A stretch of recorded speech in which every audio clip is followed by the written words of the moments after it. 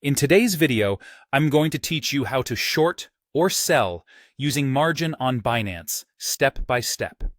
Shorting is a strategy you use when you expect the price of an asset to go down.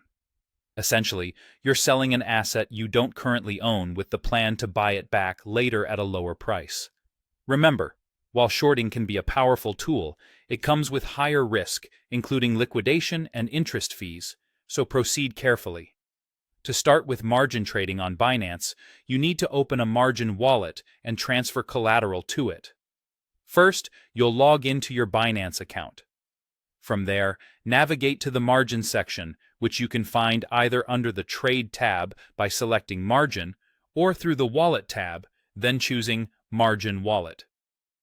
Once you've located your margin interface, you'll need to transfer funds from your spot wallet or from another wallet you control into your margin wallet. These funds act as your collateral, which acts as a safety net for your trades. Next, you'll need to decide on the type of margin you want to use. Binance offers two options: cross-margin and isolated margin. With cross-margin, your collateral is shared among trading pairs, providing a broader cushion but potentially risking more if things go awry. Isolated margin, on the other hand, limits your collateral to a single trading pair, which can help manage risk exposure for individual trades. Now it's time to borrow the asset you want to short. Within the margin interface, select the asset or token you're interested in shorting. You'll need to borrow this token. Binance allows you to do this either manually, using the borrow function, or automatically when placing an order by selecting the Auto Borrow feature. Once you've secured your borrowed tokens, you're ready to place a sell order. After borrowing, proceed to create a sell order for that asset. You have the flexibility to use different types of orders, such as limit or market orders. In some scenarios, you can streamline this process by using the Auto Borrow plus Auto Sell functionality, which combines borrowing and selling actions into one seamless step. Keep a close watch on your position as the market evolves.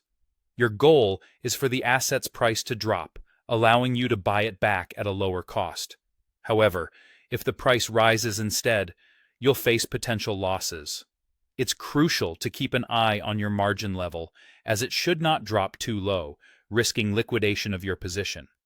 When you're ready to close your short, purchase the same amount of the borrowed asset, ideally at a lower price than your original sale. Repay the borrowed amount along with any accrued interest.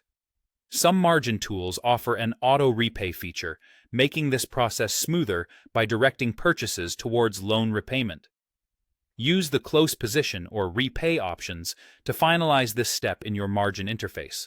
Finally, embrace available risk management tools. Consider using stop loss, take profit, or OCO orders to limit your downside risk.